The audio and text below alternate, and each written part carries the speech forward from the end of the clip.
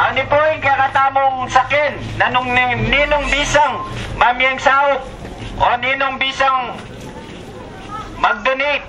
Maagang lumakad ang mga opisyal ng Barangay San Nicolas, Syudad San Fernando, Pampanga para manawagan ng tulong sa mga biktima ng bagyo. Sakay po tayo ngayon ng Barangay Patrol dito sa Barangay San Nicolas sa Syudad San Fernando, Pampanga at kasama po tayo ng mga barangay officials ng barangay na ito at kami po ngayon ay nagbabahay-bahay dito sa mga residente dito upang ipunin yung kanilang mga tulong gaya nitong mga used clothes at mga relief goods na ipapadaan naman po sa lingap ng Central Luzon na dadalhin naman sa ating mga kababayan sa Visayas na biktima po ng nagdaang kalamidad. Kanya-kanyang hatid ng tulong ang mga residente ng Barangay San Nicolas bilang tugon sa panawagan ng mga opisyal ng barangay na mag-ambag ng tulong para sa mga kababayan nating naging biktima ng kalamidad.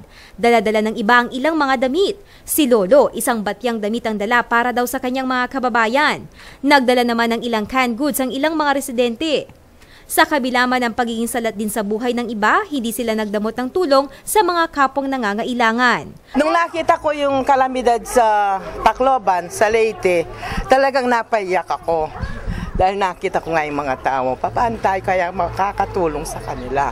Maligaya ako dahil makakatulong ako sa kapwa ko.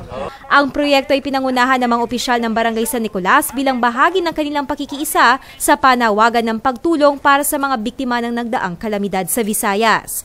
Ang Pampanga ay tinamaan ng malaking kalamidad noon, yung Mount Pinatubo, at yung mga munisipyo na yan, yung mga local government unit na yan, like Tacloban, isa yan sa mga tumulong sa Pampanga. So siguro itong ginagawa natin ito bilang ganti sa ginawa nila ng pagtulong nung tayo tinamaan noong 1995 Mount Pinatubo.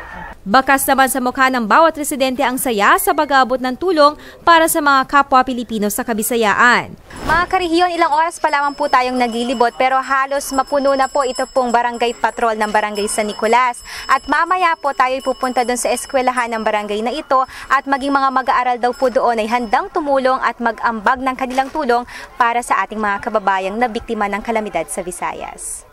Kapapasok pa lamang namin sa San Nicolas Elementary School, excited na kaming sinalubong ng mga mag-aaral. Bit-bit ang kanilang mumunting donasyon gaya ng noodles sa tubig para sa mga nasalanta ng kalamidad.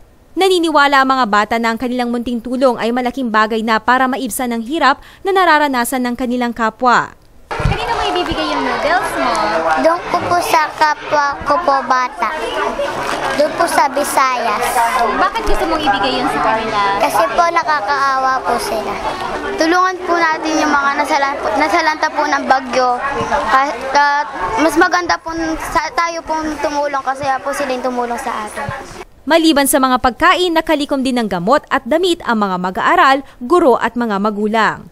Samantala, diniretso naman ng ating mga kababayan ng kanilang mga nalikom na tulong sa lingap ng Central Luzon para sa mga biktima ng Bagyong Yolanda Operation Center sa PAMCHAM Office sa Agustin City of San Fernando, Pampanga. Ako si Aislinn David, Alerto Alisto sa Pagbabalita.